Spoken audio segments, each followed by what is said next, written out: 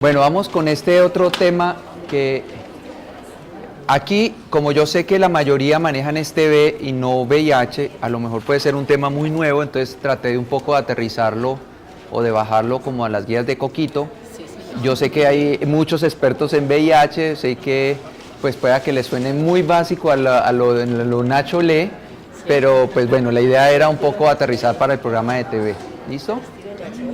Bueno, entonces miren. En VIH es muy interesante y cada etapa, o más bien, hasta 1997 no teníamos disponibilidad de los medicamentos antirretrovirales altamente efectivos, teníamos solamente el ácido budina que aparece en el 99, que muchos de estos pacientes que la tomaron rápidamente desarrollaron resistencias y murieron, ¿vale? A partir de 1997 sale la terapia directamente observada, la terapia antirretroviral altamente efectiva, y pues es en este momento, a partir de los 90, donde cambia la historia en el VIH. Y en cada etapa ha salido diferentes fármacos y también diferentes conceptos en las personas que manejan VIH. Antes le dábamos tratamiento a todos. Luego dijeron, no, somos unos brutos, no le demos tratamiento a todos, démosle tratamiento solamente a unos poquitos, que son los de mayor riesgo, y además los medicamentos son muy caros. Luego dijeron, no esperemos solamente a uno, sino que más o menos cuando sus defensas estén en un valor, le empezamos terapia antirretroviral, y han salido muchas cohortes, muchos estudios, y la situación hoy día es que le damos tratamiento entre más temprano para no agotar el sistema inmunológico del paciente. Y casi que estamos ya, muchos cohortes en Europa piensan que independiente de los recuentos de CD4, darle terapia, porque los fármacos que tenemos hoy día son tan buenos, generan tan pocos eventos adversos, los pacientes lo toleran, que si lo van tomando vamos a evitar la diseminación del VIH. Una persona infectada va a infectar a otras personas, pero si está en tratamiento antirretroviral, el riesgo de transmitir el VIH no es que sea cero. Hay un riesgo, y ese riesgo puede estar entre el 0 y el 4%, pero es bajo, realmente es bajo con la terapia antirretroviral. Esas son las recomendaciones que cada año, pues quienes estamos metidos en VIH tenemos que estar revisando. Entonces esto lo han pasado, mejor dicho, esto era facilísimo, esto eran 3 fármacos hasta hace 10 años, o 5 pues. Ya después empezó esto a cambiar, entonces aquí ya hay esquemas a base de no nucleócidos, de la inhibidores de la transcriptasa inversa, inhibidores de la proteasa, y esto pues ¿qué les digo yo? Yo no sé si es presión comercial, si realmente sí, y pues, el tiempo lo dirá, ¿no? Pero están estos nuevos medicamentos que todo el mundo dice, no, es que la berraquera, pero hace 10 años decíamos, esto es la berraquera, ¿ya? Hace 15 años decíamos, esto es la berraquera. Entonces, es en el momento que nos encontremos, cada fármaco va a marcar un hito, y hoy día yo creo que en los próximos años esto es lo que va a estar marcando la tendencia, el uso de los inhibidores de la integrasa. Los fármacos que usábamos anteriormente, por ejemplo, si ustedes se acuerdan de la acidobudina, la amiodarona, que es el Convivir, pues ya no están en las guías, fue muy bueno. Pero es que hoy ya no lo tenemos como una pauta preferente porque son muy tóxicos, entonces ya los hemos sacado.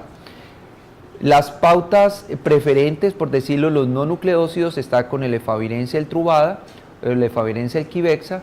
Aquí tenemos el rilpivirine con el Truvada, que esto pues no es una pauta que sea, realmente no lo tenemos acá. Los inhibidores de la proteasa tenemos el atazanavir, ritonavir, Truvada, darunavir, ritonavir con Truvada, atazanavir, ritonavir con Qibexa, y en los inhibidores de la integrasa pues tenemos todo esto. Aquí vemos que ya la cosa va cambiando dependiendo si hay una viremia elevada o unos recuentos de CD4 bajos. Dicen que cuando tenemos cargas virales menores de 1000, pues se debe procurar estas combinaciones, pero cuando independiente de la carga viral, esto cambia. Hace 2 años decían, mire, no den raltegravir cuando tienen cargas virales más de 1000 copias.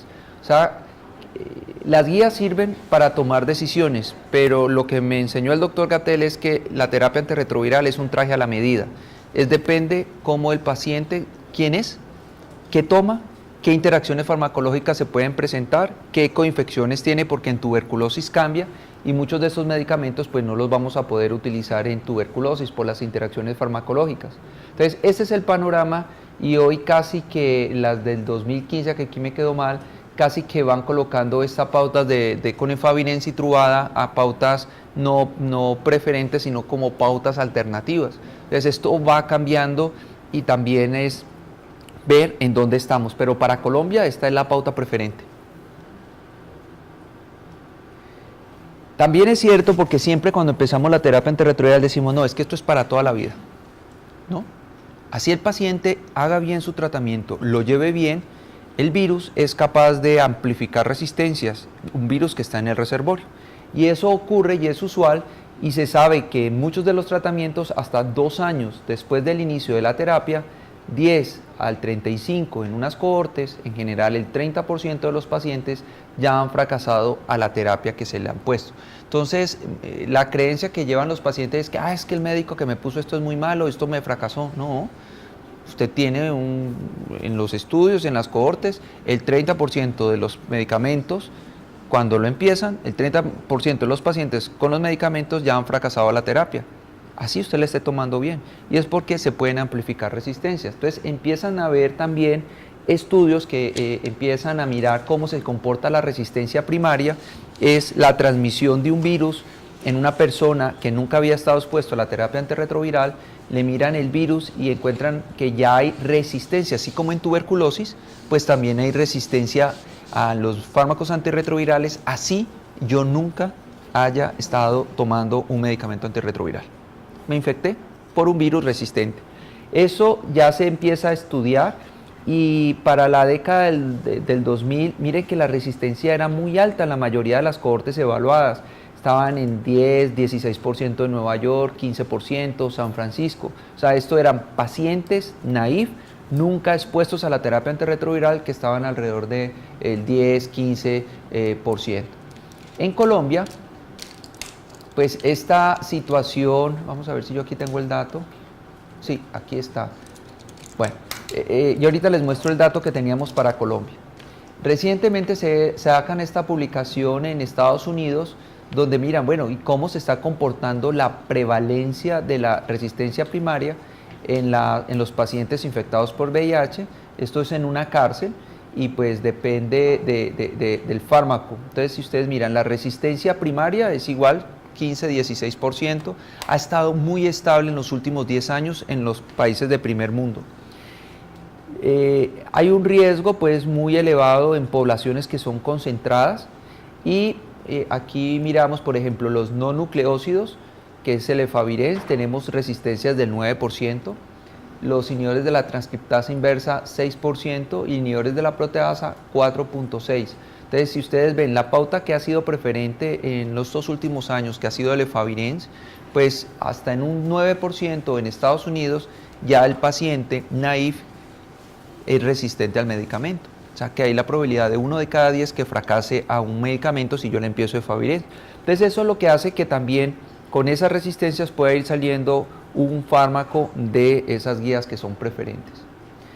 En Colombia no hay muchos estudios, el único que se tiene del instituto, por decirlo de alguna forma, de un estudio Centinela, donde participaron muchos investigadores, ya es muy antiguo, es del 2005, mostraban que para esos no nucleócidos era del 6% y 2.3% para los IPs. El estudio reciente de tu hermano, es que no me acuerdo el dato, ¿estaba también en 6%? ¿Cierto? Pero no pasaba el 10%. No pasaba, estaba alrededor de eso. O sea, realmente ha estado muy estable, lo que nos dice que a lo mejor los pacientes naïf o que los pacientes que están recibiendo terapia antirretroviral pues no han amplificado tantas resistencias y que todavía podemos tener pautas preferentes con los no nucleócidos. O sea, eso sería como lo que nos da ese sustento. Esto es muy bonito y es una cohorte, esto es en tiempo real, esto lo maneja la base de datos de Stanford, ustedes se pueden meter y por país le van a decir cómo se maneja la resistencia primaria a muchos de los medicamentos. Entonces, ¿por qué es importante? Entonces, acuérdense, en tuberculosis escogemos 4 o 3 fármacos, depende de la resistencia a alguno de los medicamentos. En VIH escogemos una pauta preferente o no, depende de esa resistencia primaria. Entonces, en Estados Unidos van cambiando, en Europa van cambiando, pero en Colombia tenemos que ser muy cautelosos, aterrizar a nuestras guías, o también puede ser que nuestra resistencia sea más alta y que no la conozcamos. Tenemos un estudio muy antiguo y unos estudios muy locales que hicieron con la corporación, esas solamente pacientes de la corporación, hoy de Bogotá, de la corporación. Entonces aquí están los puntos rojos donde hay una resistencia que es más del 10%. Colombia pues no ha participado en un estudio con ellos. Aquí tenemos Chile, Brasil, que sería como la población que nosotros nos podemos comparar, es muy heterogénea. Hay resistencias o puntos de Brasil donde hay resistencia muy elevada y hay otros puntos donde es muy baja. México, que también tiene como una población que nosotros decimos podemos compararnos, la resistencia está aquí, se mueve al 10%. Europa, España, miren ustedes acá donde estuve, pues realmente la resistencia a los no nucleócidos es muy elevada, entonces por eso a lo mejor las pautas preferentes con efavirenz van cambiando. Bueno, entonces cuando tenemos este panorama de resistencia, la pregunta que nos debemos hacer es, bueno, ¿qué es resistencia antirretroviral? O sea, ¿cuándo yo digo que hay resistencia o cuándo yo digo que hay un fracaso a un tratamiento antirretroviral? Yo no sé por qué esto acá me quedó mal. Ok, miremos acá. Aquí dice fracaso virológico, ¿sí? Entonces, cuando un paciente empieza un tratamiento antirretroviral y empieza a fracasar a su tratamiento, yo puedo identificar al paciente cuando le estoy haciendo las determinaciones de la carga viral. Entonces, la carga viral se tiene que hacer con una periodicidad, cada 3 meses generalmente. A los 3 meses el paciente empezó con una carga muy alta, bajó su carga viral, pero si a los 6 meses su carga viral no está indetectable, yo ya digo que ese paciente está en un fracaso virológico y no es esperar 1 año o 2 años para decir, no, el paciente está en fracaso, venga, yo lo cambio. Porque entre más tiempo pase el paciente tomando un tratamiento que no es efectivo, ahora vamos a ver, se van a empezar a seleccionar cepas que son resistentes. Y por mutaciones que se presentan, yo puedo dañar la familia de ese fármaco en la que está tomando y posiblemente ya no pueda rescatarlo con fármacos de esa misma familia. ¿Okay? Entonces, esta es la definición que se maneja de fracaso virológico y hay otra que es muy importante, que son viremias de muy bajo nivel, que son los blips. Esto ha cambiado mucho la definición de los blips. Antes hablábamos que los blips y la gente era muy permisiva con cargas virales de 1000, 2000 copias. Decíamos, no te preocupes, eso es un blips. Eso quiere decir que en un mes el virus va a volver a bajar. Hoy día ya sabemos que esos blips no podemos ser tan permisivos y ya están con copias que van entre 50 y 200. O sea, son muy bajas. Si yo tengo un paciente con 400, 800, yo ya no estoy pensando que eso sea un blips, sino que posiblemente esté seleccionando cepas resistentes. Entonces miren cómo estos conceptos cada vez van cambiando. Antes éramos muy permisivos. Decíamos, con 800 y 1000 copias, no, eso es una viremia de bajo nivel, no te preocupes, eso es un blip, eso fue la vacuna, eso fue que te dio una gripa, eso fue que te dio el chikungunya, eso fue que cualquier cosa, ¿no? No, realmente un blip es 50 a 200 y esto es muy importante porque en los estudios cuando se miran los blips no se correlaciona a que el paciente fracase al tratamiento que está llevando. ¿Okay? Y el fracaso inmunológico, que esa es otra definición importante que debemos de tener, es aquel paciente que a pesar que tiene sus viremias controladas, sus recuentos de CD4 empieza a bajar. Entonces hay una cosa que es el fracaso virológico, el fracaso inmunológico que tiene que ver con los CD4 y otra cosa que son el repunte o los blips que se presentan, que son unas viremias de muy bajo nivel. Entonces, con esto nosotros podemos evaluar cuando un paciente tiene resistencia.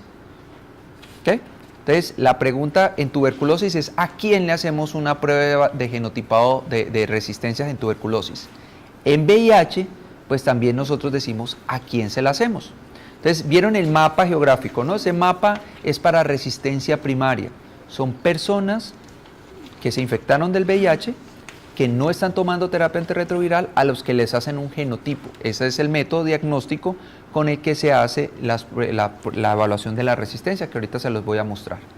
Entonces, eso se llama resistencia primaria. Las resistencias adquiridas en tuberculosis sería el paciente que está tomando el tratamiento de la tuberculosis, que está fracasando. Aquí sería el paciente que está tomando el tratamiento antirretroviral, que está fracasando. Pues a ese es el paciente que le hacemos el genotipado. Pero en el mundo nos estamos colocando de acuerdo a quién se le hace una prueba de genotipado o no. En tuberculosis ya es muy claro, hay unos factores de riesgo, a eso se los tenemos que hacer.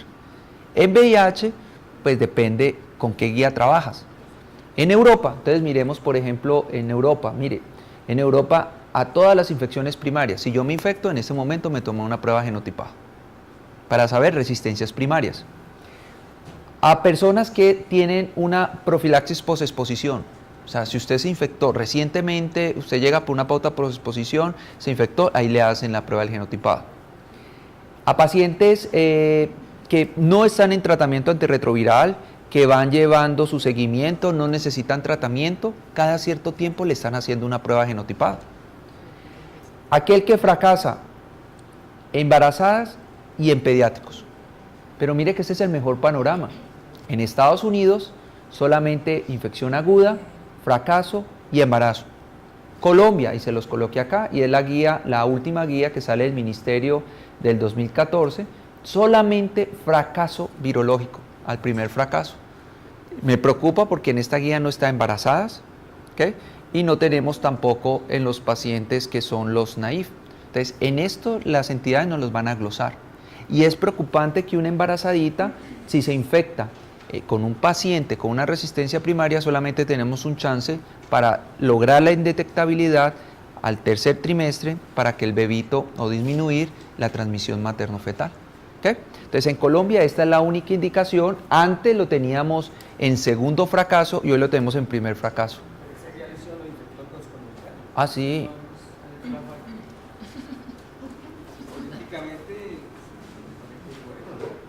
Sí. Esto fue con las guías, con una metodología que se llama guías basadas en evidencia. Pueda que la evidencia que se tiene de la resistencia primaria, lo que les permitió identificar era que como no era tan alta, a lo mejor por eso no lo sé, ¿sabes? ¿Sí me entiendes? Pero esto es Europa, Estados Unidos y Colombia, ¿sí? Pero pasamos de algo interesante, solamente le hacíamos la prueba de genotipado cuando estaba como en su segundo o tercer fracaso, sí, realmente, ya, pero ya aquí al primer fracaso le estamos haciendo la prueba del genotipado. Entonces, bueno, entonces nosotros dijimos, en VIH eso es muy fácil ya. Paciente con fracaso, ¿quién?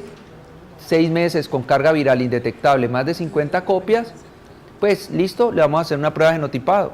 Pero ¿qué es lo que tenemos que evaluar en ese paciente?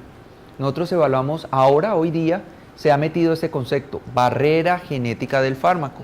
Algo que antes no manejábamos mucho, pero que hoy día es muy importante. Entonces, ustedes se acuerdan el concepto de isoniazida de rifampicina.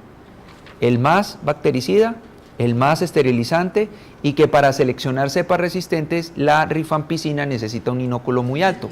¿Okay? Pues en esto, barrera genética es se los voy a mostrar en un diagrama, es la probabilidad que tengo con ese fármaco más bien de que se me seleccione cepas resistentes muy rápido, no. Qué tan potente es, no potencia, sino la posibilidad que el paciente me fracase tomando un tratamiento y que cuántas mutaciones necesito para que el medicamento deje de funcionar. No en potencia, porque potencia es otra cosa. La adherencia del paciente, y esto es muy importante, entonces por eso en los programas de VIH-Sida se enfatiza mucho el tener una persona que evalúe la adherencia en el paciente. El problema es que las escalas que tenemos son unas escalas que son muy subjetivas. La reproducibilidad, pues hay unas españolas que han servido, pero la metodología que debería usarse debería ser más objetiva y es mucho más costosa, que es con la determinación en sangre de la concentración del medicamento. Yo al paciente le tomo en sangre y si está en un rango esperado, yo puedo estar seguro que el paciente se está tomando el medicamento. La otra es la dispensación del fármaco, que estamos teniendo mucha dificultad y especialmente en los pacientes coinfectados. La dosificación que vemos que a veces es inadecuada, cargas virales basales elevadas, y esto afortunadamente está cambiando porque quienes hemos estado en VIH, uno de los conceptos que se tenían en Colombia era: ¿para qué le tomas una carga viral de entrada? Si la carga viral no me sirve y solamente me sirve para seguimiento. Y realmente la carga viral de entrada sirve mucho porque me predice qué tanto voy a lograr disminuir la viremia rápido o me voy a demorar. ¿Ya? Y ahora, con más razón, con lo de las guías, que depende de la carga viral, yo puedo usar o no un fármaco. Infecciones e inmunizaciones, entonces las vacunas, es muy importante preguntar acá porque pacientes que se vacunan pueden subir la viremia y uno creer que está en fracaso virológico, pero hoy día sabemos que una vacuna no te va a subir su viremia a 1000 o 2000 copias. Puede hacer un blips y el blips va a estar hasta 200 copias. Interacciones farmacológicas, tolerancia del fármaco y si hay o no mutaciones primarias. Entonces, esto es lo que nos preguntamos cada vez que un paciente fracasa un tratamiento antirretroviral. Ok, y pues si esto se confirma y si no se puede modificar y si vemos que, bueno, que hay que modificar, hacemos lo que es el genotipado de resistencia. Entonces la barrera genética es muy interesante. Mire, hay fármacos, por ejemplo, un fármaco A, uno B y uno C. Esto es el nivel de resistencia. Y si ustedes miran, este fármaco solamente con una mutación ya seleccionó resistencia. Ahora vamos a ver qué son esas de las mutaciones. Un fármaco con 2 mutaciones selecciona resistencia. Y hay otro fármaco que para llegar a la resistencia necesita muchas mutaciones. Entonces, ¿cuál sería el fármaco que tiene mejor barrera genética? El que está en la posición C. El fármaco que tiene una baja barrera genética es el que está en la posición A. Y miremos, ¿cuáles podrían ser los A? Efavirenz, nevirapina y la lamivudina. ¿Qué fármacos tienen una alta barrera genética? Los inhibidores de la proteasa con el ritonavir, el tenofovir o la estabudina, que no lo usamos, y hay otros que les voy a mostrar en una gráfica que les traigo. Esto ya no me quiere correr, listo. Entonces, eso es muy importante porque en VIH ocurre que, así como el paciente está fracasando del tratamiento de la tuberculosis, era usual que el paciente venía con BCAS positivo, entonces todo el mundo empezaba a adicionarle de a fármacos, de a uno en uno. Entonces, por eso la OMS tenía unos criterios, era categoría 1, categoría 2, 3 y categoría 4. Para Colombia nos simplificó todo y nos dijo, mire, no se pongan a pendejear adicionando un tercer fármaco. O está en tratamiento de sensible o está en un tratamiento de fracaso. Pero eso de empezar a adicionar cositas, a ver cuándo negativiza, eso no está permitido. En terapias antirretrovirales eso tampoco es adecuado. ¿Por qué? Porque lo que ocurre es que el paciente estaba indetectable. Entonces empieza a aumentar su viremia, empezábamos a darle alguno de los fármacos tratando de volverlo negativo y lo que ocurría era que a lo mejor no negativizaba y empezábamos a seleccionar entonces más mutaciones y ahí nos íbamos comprometiendo los otros fármacos. Igualmente, si el paciente al 6º mes no identificamos el fracaso virológico y lo dejamos seguir, como ocurre muchas veces, el paciente cuando me llega al año, pues ya voy a tener mutaciones que se me van a comprometer muchos de los otros fármacos de esa familia. Esta tabla es muy bonita y en VIH, los que estamos en VIH trabajando, es importante que la tengan presente y ahí las tienen en la diapositiva y si quieren yo se las puedo enviar. Esto es de una revisión de drugs que es muy bacana y aquí lo que me habla es de la resistencia de la barrera genética. Entonces hay fármacos categoría 1, categoría 2, categoría 3 y categoría 4. ¿Qué quiere decir? Que necesitan más de 4, 3 o 2 o una mutación.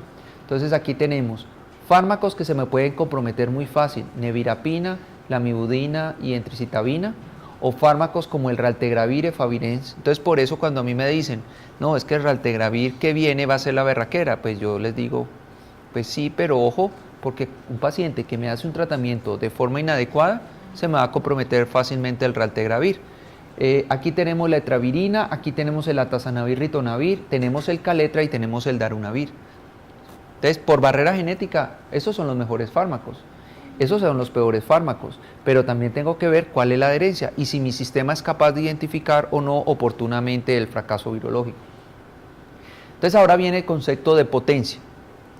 Entonces, todos los fármacos ya sabemos, un 30% usualmente a los 2 años, los pacientes están en fracaso virológico, el tratamiento no les está funcionando. Esa es la gráfica que está actualizada, perdón, esta no está actualizada con los inhibidores de la integrasa, pero lo que me muestra, por ejemplo, miren, efavirenz y Truvada, la mayoría de los pacientes a los 2 años, el 82% de los pacientes están indetectables. ¿Okay? Esos son todos los ensayos clínicos. Entonces, la mayoría de los medicamentos, miren, 30% a los 2 años, todavía los fármacos siguen siendo activos. Entonces, no hay un fármaco que uno diga, es que uno es más potente que otro. Todos son buenos. ¿Ya? Lo que pasa es que ahora lo que viene es quién me genera menos interacciones, menos eventos adversos, menos complicaciones metabólicas. Entonces, hoy día con lo que tenemos en terapia antirretroviral, todos son buenos. Y cuando a mí me dicen es que el raltegravir es más potente, raltegravir no fue inferior al estudio de efavirenz y Truvada. Y el estudio de efavirenz y Truvada es este, o sea, que está acá. Cuando el dolutegravir se compara es de no inferioridad. Y entonces no es que sea más potente, todos están acá. Entonces, esos fármacos nuevos, buenos, son potentes como lo que tenemos. Lo único que va a variar, nuevamente les digo, es, ¿tienen una barrera genética mayor o menor? Pues raltegravir ya vimos que está igual con el efavirenz. Pero las interacciones farmacológicas son más o menos, son menos lógicamente con raltegravir, y el impacto metabólico también es menor. Pero yo sí quisiera tener un conocimiento de cómo se comportan nuestras cohortes para saber si hay necesidad o no de introducir nuevos fármacos, gastárnoslos o continuar en una forma, en VIH es como en tuberculosis. Si yo no tengo una plataforma bien organizada de seguimiento, es como, ¿para qué me meto un 2+ si no tengo un 2 organizado? ¿Sí? Más o menos esto. Esto es el fracaso virológico. Pues cuando un paciente está tomando un tratamiento a la primera línea, pues aquí vamos a ver que la mayoría de las mutaciones que se van a presentar es más a los no nucleócidos. Entonces, por eso, cuando a uno le dicen, no, es que Truvada y efavirenz es mejor que un Caletra, digo, pues sí, pero si me fracasa, tengo mayor riesgo de selección de mutaciones que me comprometen otra familia con un no nucleócido que con el mismo lopinavir, ritonavir. ¿Okay? Entonces, los fármacos, nuevamente, no hay uno que sea mejor que otro, todos son buenos, hay que saberlos utilizar. Ahora viene la otra controversia que se ha generado, ¿cuál de los inhibidores de la integrasa, los inhibidores de la transcriptasa inversa son mejores? Entonces sacan todos los ensayos clínicos habidos y por haber, y en términos de resistencia, cuando yo veo convivir con Truvada, pues es... que aquí miramos, mire, la mutación M184 se va a presentar más con los tratamientos con convivir, pero realmente da igual, lo que pasa es que este es muy tóxico. Entonces, entendiendo que hay unas resistencias primarias, que hay unas resistencias secundarias, ya entendiendo cuál es el concepto de definición de resistencias, ¿cómo evaluamos las resistencias? En tuberculosis lo hacemos a través de la prueba de susceptibilidad convencional o las pruebas genotípicas, ¿no? En VIH tenemos 3 metodologías, un nivel genotípico, un nivel fenotípico y una metodología que se llama el fenotipo virtual. Entonces vamos a mirar qué es ese genotipo. Miren, cojo sangre del paciente, voy a amplificar solamente el RNA del virus. A esto le voy a hacer una secuenciación, esto es pues una PCR en tiempo real, y lo que hago es pues colocar todas sus, amplificar ese material y pasarlo por un secuenciador que lo que me va a definir es cómo es las bases nitrogenadas que tiene. Entonces él me va a dar un listado de o sea, tiamina, adenina, tiamina, todo esto. Y eso se compara con el wild type virus, o sea, con el virus que es el natural, el que no tiene mutaciones, el que en las bases se han corrido, y ese es como el puro. Entonces, esas combinaciones rojas es cuando el virus ha mutado, y a esa mutación pues ya está codificada en un codón, y eso tiene un número. Entonces la máquina le dice, plum, codón tan, hay una mutación donde cambia tal aminoácido por tal aminoácido. Y eso es lo que me va a reportar la máquina acá. Entonces, este es el codón, hay una mutación, aquí cambió K por Y, Entonces ya sé que K es lisina, que Y es tirosina y que ese codón es el codón número 3. Entonces cuando a mí me dice la K3Y, es que me cambia esto por esta en la posición 3. Esa es la forma como nosotros interpretamos las mutaciones, ¿ya? Entonces cada codón ya está, tiene una secuencia y está identificada. Y estas mutaciones, entonces la máquina, el equipo, las corre y a uno le pueden dar la secuencia, todo el A, T, T, T, T, y uno lo coge y pum, lo copia en esta base de datos, que es una base de datos muy grande, que es la base de datos de Stanford, y él con esa secuencia le va a decir, mire, hay una presencia de unas mutaciones que codifican resistencia a uno de los fármacos antirretrovirales. Entonces va a aparecer intermedio, sensible, resistente, y la forma como nos lo presentan, pues nos van diciendo, mire, es que la mutación tal es resistente a este fármaco. Y el clínico que está evaluando al paciente sabe si usa o no usa el medicamento. Esa es la forma genotípica de nosotros evaluar la resistencia en VIH. ¿Ah? ¿Está en el POS? Sí, pero para el fracaso de primera. Esa es la que está aprobada. ¿Ok? Métodos genotípicos, ventajas: rápido, no es costoso, pues con las otras metodologías. Desventajas: hay un problema que no es capaz de detectar las mutaciones, eso tiene un nombre, se me va la palabra, o sea, son, ¿cómo se llama esta? Se me van las mutaciones,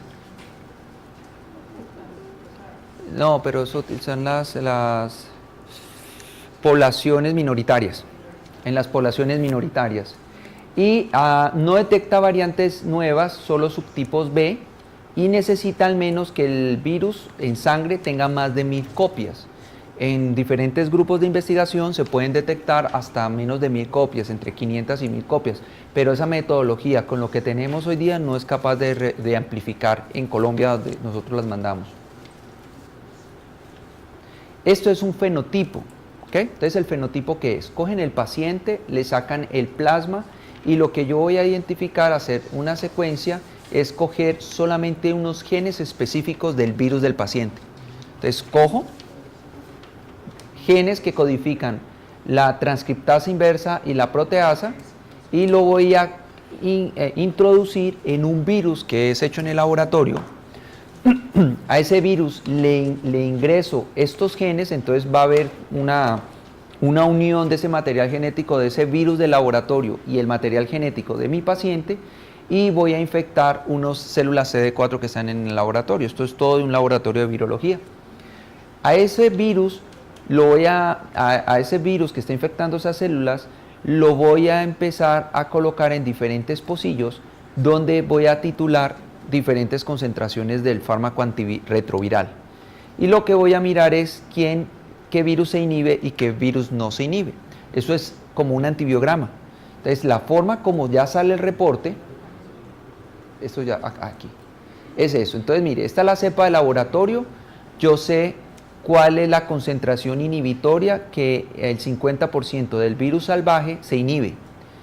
Cuando voy miro el virus que estoy evaluando y este fold change o esta variación relativa, este cambio que hay de acá, depende del fármaco, y hay unos puntos que ya están establecidos, usualmente 10, cambia. Vamos a decir que el fármaco el virus fenotípicamente es resistente al fármaco porque hay un cambio en la concentración inhibitoria del 50% para ese virus. ¿Vale? ¿Me siguen? Entonces, cuando sale el antibiograma o este reporte, entonces yo voy a tener estos puntos y aquí aparece el punto de cada fármaco que estoy evaluando y el fold change. Entonces aquí me dice de cuánto a cuánto está permitido. Entonces aquí me dice, mire, por ejemplo, la amibudina, pues está en un punto donde ha variado, hay un cambio más de 10 veces, por lo tanto el fármaco es resistente. Aquí el virus tiene una sensibilidad todavía a la acidobudina y podría usarlo. Aquí en la intricitabina me dice, no, es que, bueno, cuando es resistente a la amibudina, intrínsecamente ya la intricitabina. nevirapina, aquí tenemos efavirenz. Entonces todos los fármacos me lo va colocando. Aquí atazanavir me dice que está entre 4.6 y el punto de corte es este. Bueno, entonces ya me dice, mire, hay un cambio y pilas con este medicamento, no lo podemos usar porque la respuesta virológica ya es mínima. Las ventajas es muy fácil interpretarlo, no tengo que aprenderme todas esas mutaciones horribles y esos números. La posibilidad de analizar los virus plasmáticos, pues bien, todos, ahí me entran todas las variantes, hasta las variantes minoritarias. Conozco la susceptibilidad real a drogas y eso está estandarizado. Las desventajas es que es muy costoso y nuestras pruebas de fenotipo no lo hacíamos en Colombia, sino que las mandamos a Estados Unidos, creo que las mandamos a California, pero eso ya... Yo no he vuelto a hacer un fenotipo hace más de 10 años, o sea, esto no. Esto cambió y ya se dedican solamente en los laboratorios de investigación y lo que ha ocurrido es que, bueno, los laboratorios cogieron información del fenotipo, información del genotipo y crearon un match de variables. Entonces yo ya puedo hacer fenotipos virtuales. ¿Qué es esto? Es que meto la secuenciación de mi paciente en el genotipo y él hace un match con todos los fenotipos y me dicen, mire, ese genotipo con todas las bases de datos que tenemos, a los que les hemos hecho fenotipos, se comporta el fenotipo de esta forma. Entonces yo puedo tener un fenotipo virtual sin necesidad de hacer toda esa prueba que es extremadamente costosa, pero pues esto también se hace solamente en cohortes y en grupos de investigación. Y es muy fácil, también me da lo mismo, sin necesidad de poner a amplificar el virus o correrlo con los antibióticos, sino solamente con el genotipo y él me trae una plantilla muy similar. Esto es del hospital en Barcelona, que era usual que hiciéramos esto. ¿Hasta ahí todo claro? Sí, está todo muy claro, ¿cierto? ¿Vale? Estoy tratando de aterrizarlo a lo más coquito. Créanme que esto no se aprende de un día para otro. Bueno, entonces acá nuevamente, ¿hay virus resistentes en VIH? Sí. ¿Que tenemos forma de hacerle la detección? Sí. ¿Con qué metodología? Con la metodología del genotipo. ¿Cuándo le hacemos? Cuando hay fracaso virológico de la primera vez y cuando el paciente lleva más de 6 meses que está detectable tomando una terapia antirretroviral altamente efectiva y lleva más de 6 meses con viremias por encima de 50. Eso es lo que ustedes tienen que llevar de acá. ¿Listo? Bueno, entonces vámonos con su mamá y sus hijos.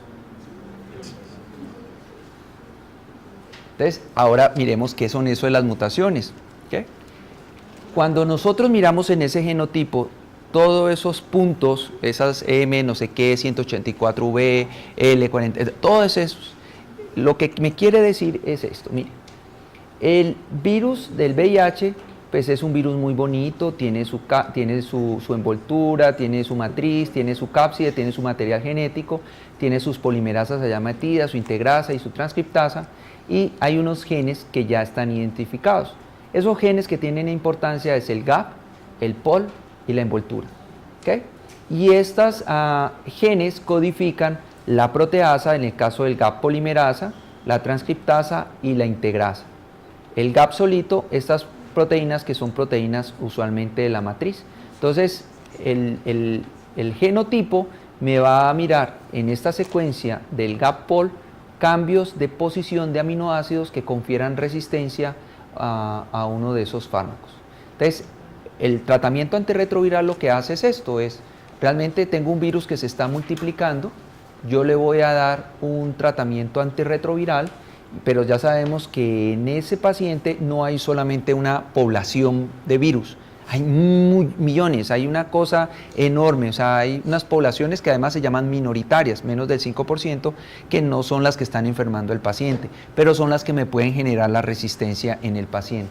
Entonces yo le doy el tratamiento antirretroviral y por eso se llama TAR, antes se llamaba TAR-V, antes le decíamos HAR o TARGA, no, ahora estamos tratando que todo sea terapia antirretroviral. Yo se lo doy y lo que voy es a suprimir. Pero si mi tratamiento antirretroviral no es el mejor, es inadecuado, las dosis no son las correctas, hay interacciones farmacológicas, el paciente no es adherente, pues lo que va a ocurrir es que el virus va a escapar al control del TAR y voy a presionar para que empiecen a seleccionarse virus que son resistentes. Y entre más exposición tenga los medicamentos, más mutaciones voy a tener y aquí va a tener una variedad de virus muy amplia, y eso es lo que tenemos que tener presente al momento de seleccionar un antibiótico. ¿Por qué puede ocurrir esto? Porque el virus o la transcriptasa inversa tiene una capacidad de error muy alta, y en el momento de la retrotranscripción pues va haciendo lecturas inadecuadas, y él puede también mutar espontáneamente y hacer mutaciones que me vayan comprometiendo el fármaco. Es por eso, la transcriptasa tiene una capacidad de error muy alta. Lo mismo, el virus no se inhibe y rápidamente expresa su resistencia. Entonces esas mutaciones primarias, hay unas mutaciones, perdón, que es mi mamá, y si no le contesto me quema el celular. Mami, estoy en una conferencia y te llamo ahora. Bueno, mutaciones primarias es que aparecen, a ver, son mutaciones que son muy puntuales, son muy importantes. Si esa mutación aparece, se me dañó la familia. Hay mutaciones secundarias, es que pueden estar ahí apareciendo, pero realmente el fármaco todavía sigue siendo activo, y necesitaría muchas mutaciones secundarias para dañar la actividad de ese virus. Entonces, en terapia antirretroviral tenemos varios sitios donde podemos actuar. Uno es lo que tiene que ver con el correceptor y la fusión. Hay otro que es la retrotranscripción con los inhibidores de la transcriptasa inversa, nucleócidos y no nucleócidos. Tenemos los inhibidores de la integrasa, tenemos los inhibidores de la proteasa, y a futuro vamos a tener acá que se llaman unos inhibidores de la maduración. Entonces, esto es lo que usualmente nosotros manejamos en los programas de... Creo que no me escuchó mi mamá. Ah, no, esta es otra mamada. Espérate un tico. Algo pasó. ¿Aló? Sí. Es que estoy en una reunión. ¿Qué hubo? ¿Qué pasó?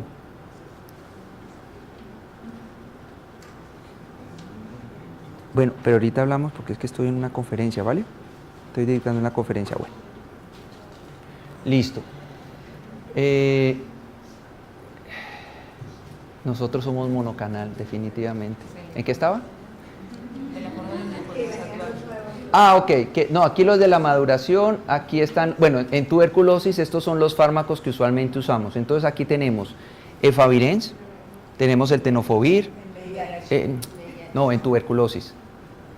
No, sí, estamos en VIH, pero los fármacos que usamos en coinfección, tuberculosis y VIH, que este es el tema. Entonces aquí tenemos efavirenz, que es uno de los fármacos que podemos usar, Truvada es uno de los fármacos, o tenofovir en tricitabina, o abacavir la mibudina, o hasta el cibudina y la mibudina, nevirapina en ocasiones, pero ajustando las dosis, pero usualmente los fármacos que usamos en tuberculosis y VIH son fármacos que están acá, ¿ok? Y hay otros fármacos que podemos utilizar, como los inhibidores de la integrasa, está el raltegravir, ajustando la dosis, que está en esta situación. Entonces, aquí tenemos dos grupos de familia que actuamos. Fuseón podríamos usarlo, el T20, pero realmente no se usa con regularidad porque hay medicamentos muy potentes. Está el Maraviroc, que lo tenemos acá, que es un inhibidor de los correceptores, que en tuberculosis no lo usamos por las interacciones farmacológicas que tenemos tan importantes. Y de los inhibidores de la proteasa que están acá, a no ser que el paciente esté en un esquema con rifabutina, no podríamos usar los inhibidores de la proteasa, porque la rifampicina tiene muchas interacciones farmacológicas. Entonces, ustedes que están en coinfección, realmente donde se van a estar moviendo es en este espacio, acá, en estos de acá. Cuando a mí me digan un inhibidor de la proteasa, ojo, porque la rifabutina es el que tenemos que dar. No lo hay, solo rifampicina, entonces inhibidor de proteasa no vamos a dar. Entonces, aquí les explico un poco cómo es esto del mecanismo de la resistencia de los inhibidores de la transcriptasa inversa. Entonces, mire, usted me dice, bueno, ¿y para qué esas mutaciones? ¿Para qué todo eso? Mire, muy sencillo. Hagan de cuenta que la transcriptasa es un Pac-Man, que él va leyendo, va leyendo, ¿cierto? Entonces, va cogiendo una base nitrogenada y aquí va colocando otra, y él va acá. Entonces, yo puedo bloquear ese Pac-Man. ¿Cómo lo puedo bloquear? Al momento que él va leyendo, yo le puedo colocar un medicamento plum, que cuando él llega, ya no puede seguir. ¿Y qué fármaco sería ese? ¿Qué creen? ¿Cuál podría ser? O sea, él va leyendo el material genético y va colocando un nuevo aminoácido. Entonces aquí, pum, puso 1, pum, y ahí se llama terminador de cadena. ¿Qué fármaco de los que ustedes conocen? Estamos en los inhibidores de la transcriptasa, ¿vale? Entonces está el Pacman leyendo el material genético y ¡pum! Se metió ahí la molécula y no pudo seguir. Es terminador de cadena. Entonces tenemos sidobudina, lamivudina, el mismo tenofovir, el mismo abacavir, la dianosina. Esos eran los fármacos terminadores de cadena. Entonces el medicamento no podía seguir leyendo. ¿Listo? La mutación, ¿qué es lo que ocurre? Que el Pacman cambia el sitio donde se iba a unir ese aminoácido. Entonces ya, él sigue leyendo, así yo tenga concentración del medicamento. No lo va a coger porque no cabe en la boca del Pacman. Esa es la mutación. ¿Y eso quién lo da? Ese cambio que tenemos en la secuencia del virus. ¿Listo? Entonces, esta es la forma como se puede seleccionar las mutaciones a los inhibidores de la transcriptasa, como es el mecanismo realmente. Y en nevirapina o en el efavirenz, como no son inhibidores de la transcriptasa inversa, nucleócidos o nucleótidos, sino que son no nucleócidos, lo que inhiben es también la transcriptasa. Lo que hace es que cuando se pega el medicamento, viene una molécula y ¡fum! Y la saca. Perdón, esto es en los TAM, no, ahorita lo voy a los no nucleócidos. Perdón, eso no me metan ahí, no se vaya todavía no nucleócidos, espere acá. Aquí, está la misma molécula que se pegó, ¿cierto? Pero miren que aquí no hay cambios en la boquita del Pacman, sino que viene una molécula que coge, ¡fum!, lo saca y se lo lleva. ¿Eso quién lo da? Las famosas TAMs, las TAMs malditas, las que nosotros le tenemos tanto miedo.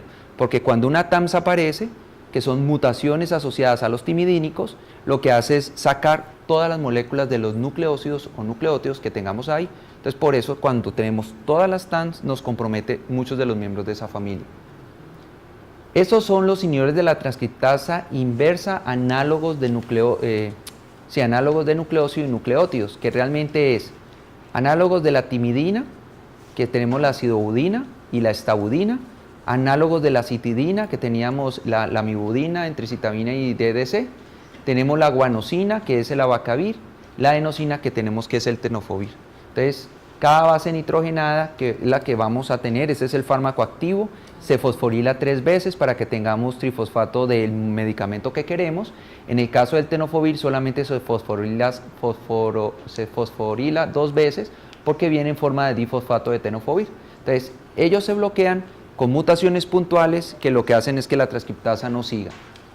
Entonces, ¿qué es eso de esos puntos? Mire, eso ya están conocidos, ya se conocen. Hay unas mutaciones, por ejemplo, la 69, que es el complejo de inserción, que cuando está comprometido se nos puede llevar todos estos inhibidores de la integrasa. Tenemos el complejo 151, no es importante que ustedes se lo sepan, pero sí que sepan que esos mecanismos de resistencia están ya codificados en la secuencia del gen en unas posiciones que son específicas. Son muchas, entonces para nosotros que estamos en VIH, pues los tenemos que tener presente y a veces para no aprendernos todo esto, cogemos la secuencia y lo metemos en la base de datos de Stanford y Stanford nos dice qué le damos y qué no le damos, ¿ok? Pero sí es importante unas mutaciones muy puntuales que aparecen muy rápido, como la M184, que empiezan a comprometer grupos de familias, especialmente la lamivudina y la intricitabina. Entonces, esta es como la primera mutación que aparece, y si yo no la identifico rápido y soy permisivo, voy a condicionar a que el virus seleccione otras mutaciones resistentes. Ahí me estoy regresando. Bueno, las TAMs, ¿qué son?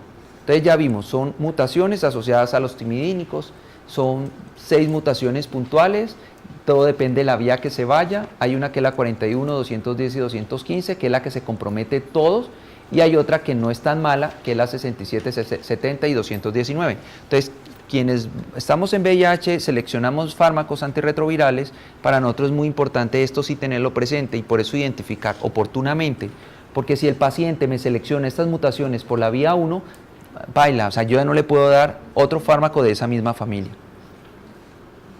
Los mecanismos de resistencia a los no nucleócidos, entonces ustedes ven aquí el Pacman está leyendo y yo le meto en un pocket el medicamento.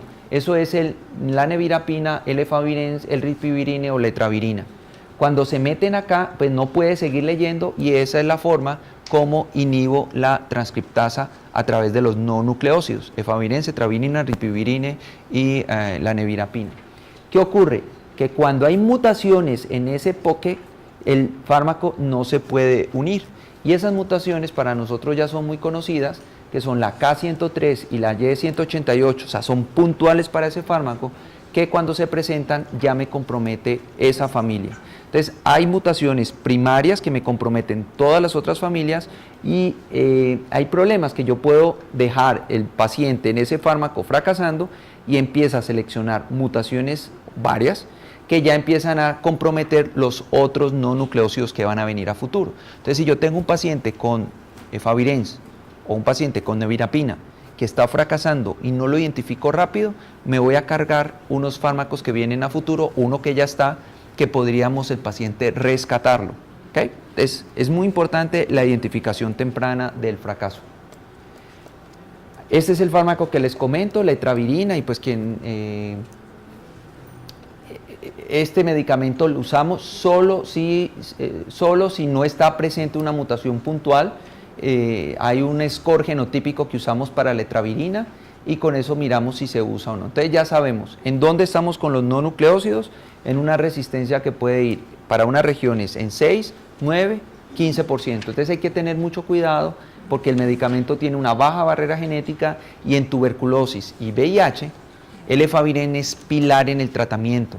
Entonces si ustedes tienen un paciente con tratamiento de la tuberculosis, en esos 9 meses, si el paciente no lo hace bien, vamos a podemos tener un fracaso virológico al tratamiento de la coinfección y el paciente rápidamente empieza a seleccionar otras mutaciones que nos dañan otros fármacos de esa misma familia. ¿Claro?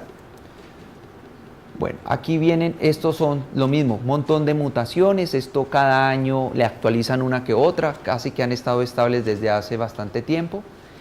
Estos son los otros fármacos que ya saben, los inhibidores de la proteasa los podemos usar, pero cuando hay rifabutina. Cuando hay rifampicina, no, porque la rifampicina va a disminuir la concentración del fármaco del inhibidor de la proteasa. Y al disminuir la concentración del inhibidor de la proteasa, vamos a tener fracasos virológicos y aquí se pueden seleccionar mutantes resistentes. Entonces, afortunadamente con los inhibidores de la proteasa tienen una alta barrera genética. Esa barrera genética les permite que tengan que seleccionar muchas mutaciones para que la familia se comprometa. Hay mutaciones que son puntuales, primarias, y hay mutaciones que son secundarias. La primaria es el centro catalítico donde va la proteasa, el fármaco. Y la mutación secundaria es como si ustedes tuvieran esta mano, el fármaco actúa acá y él se fija el fármaco para que no quede suelto. Entonces, cada puntico de estos son mutaciones secundarias. Si empiezan a estar presentes, el fármaco no queda bien fijo, sino que empieza a estar inestable. Al estar inestable, fácilmente el fármaco se quita de su sitio catalítico y no va a ser activo. Igual, son muchas mutaciones y cada mutación, entonces significa que hay un cambio de un aminoácido en la posición 50 por otro. Los inhibidores de la fusión y los correceptores, desafortunadamente nosotros no tenemos en este momento forma de evaluar si hay resistencia o no, y hay que tener mucho cuidado. El maravirón no lo podemos usar en pacientes que están recibiendo tratamiento antituberculoso. Ya hay unas posiciones conocidas, el maravirón pues realmente es muy difícil y es en proyectos de investigación donde se puede evaluar esa resistencia. Y esto es lo que está cambiando y por eso se los traigo, es porque hoy día nosotros usamos raltegravir en el tratamiento de los pacientes coinfectados tuberculosis y VIH a una dosis alta, es para solventar una interacción farmacológica de la rifampicina con el raltegravir, pero pues este es un fármaco que no está exento de seleccionar cepas resistentes. El problema es que el raltegravir, cuando se selecciona resistencias, se pueden comprometer ya el uso de otros fármacos que vienen. En este momento se está introduciendo en el mercado el dolutegravir y pareciera que tiene una mejor barrera genética el dolutegravir que el raltegravir, y aquellos pacientes que fracasan con dolutegravir se podrían rescatar con...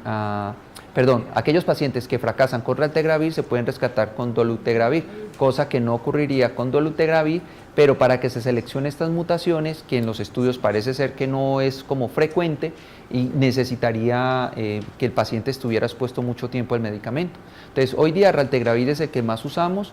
Dolutegravir realmente no sé si se debe ajustar o dosis o no, además que va a salir información reciente. Y con raltegravir, que es el que estamos usando, el problema es que con los genotipados de resistencia que tenemos, usualmente no lo podemos evaluar y hay que mandar a hacer especialmente la secuencia de los inhibidores de la integrasa. Entonces, cuando el paciente está fracasando, ya sabemos, pedimos el genotipado y hacemos un cambio de tratamiento en relación al genotipado de resistencia. ¿Qué es lo más importante? Que una vez hacemos el cambio, se debe mantener una evaluación estricta. Entonces eso lo sabemos en VIH. Lo que yo quiero es que ustedes lo apliquen para los pacientes con tuberculosis. Paciente MDR, síganlo, igual. En VIH lo hacemos, en MDR lo tenemos que hacer. No dejemos esos pacientes sueltos. El cambio debe ser realizado pronto para no amplificar resistencias. Nunca suspender la pauta antirretroviral. Hay unos conceptos donde se puede dejar en una terapia, nosotros decimos en holding therapy, que es manteniendo la lamivudina, y les voy a mostrar una gráfica por qué.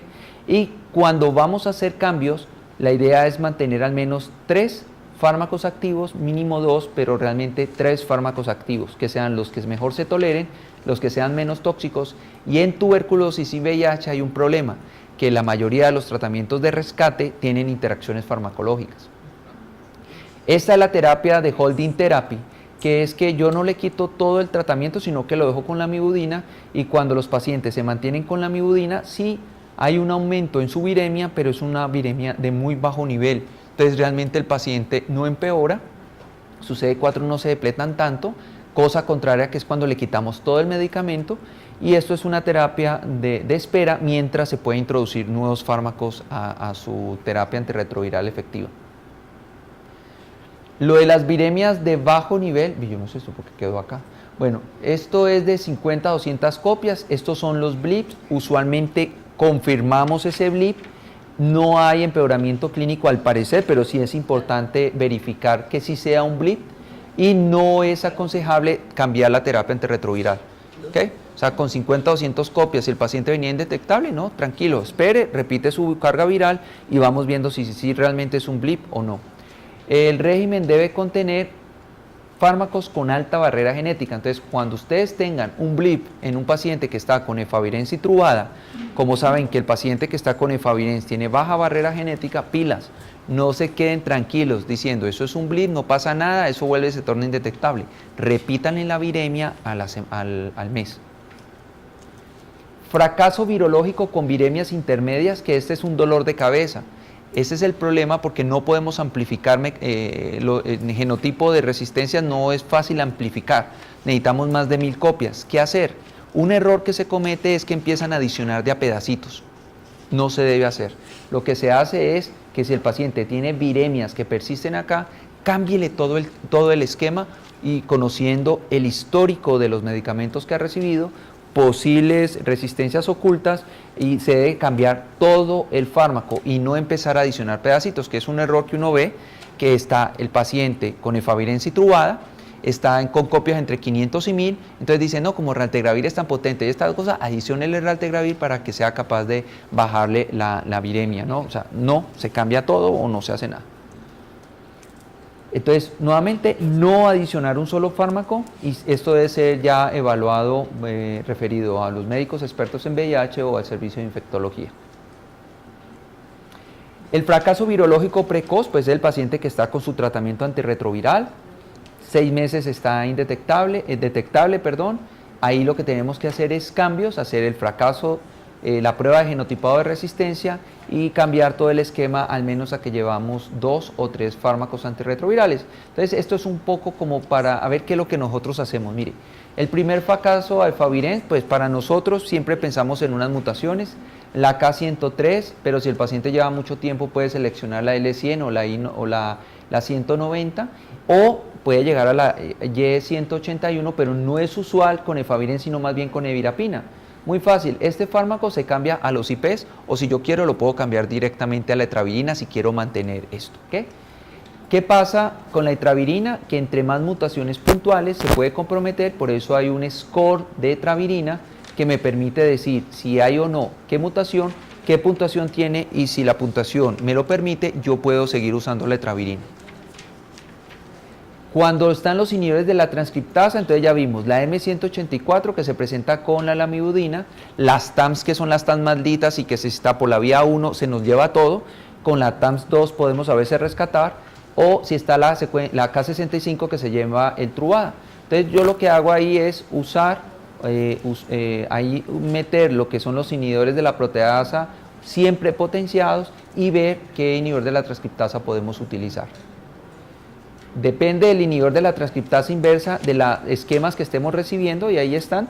Podríamos rescatar, ya ven ustedes en el verde con el cual, pero todo depende qué mutación se está presentando, si están las TAMS o no están las TAMS, y si es una mutación muy puntual para la M184, pues bueno, lo reemplazo y yo podría usar otros fármacos. ¿Qué pasa si están los inhibidores de la proteasa comprometidos? O sea, yo empecé un paciente con Caletra o con atazanavir, selecciona mutaciones, pero afortunadamente ustedes saben que atazanavir y Caletra tienen una barrera genética un poco mayor, y así se seleccionen mutantes. Comprometerse a los IPs es poco probable, y lo que vamos a tener es mutaciones secundarias, a no ser que el paciente haya estado fracasando mucho tiempo a su tratamiento antirretroviral. Entonces acá depende el genotipado, lo que me diga, así yo voy a poder estar cambiando el fármaco. Usualmente en lo que estamos terminando, en la mayoría es el darunavir con ritonavir, porque tiene una amplia barrera genética, y así me haya fracasado a atazanavir, a Caletra o a saquinavir en su caso cuando lo usamos, el paciente aún puede seguir siendo activo al darunavir. ¿Preguntas? ¿Ya? Yo creo que no, o sea, bueno, lo importante acá yo creo que es que, mire, en VIH lo que ustedes tienen que garantizar es que el paciente tome bien el medicamento, y que cuando esté llevando el tratamiento de la tuberculosis, verifiquen con cuál fármaco está. Si está con rifampicina, ya saben que no pueden usar inhibidores de proteasa. Si está con rifabutina, pueden usar inhibidores de proteasa. Si está con raltegravir y rifampicina, tienen que ajustar la dosis. ¿Okay? Esas son como las cosas graves que desde el programa de tuberculosis se tienen que llevar cuando manejen los pacientes coinfectados. Bueno, nada, muchas gracias.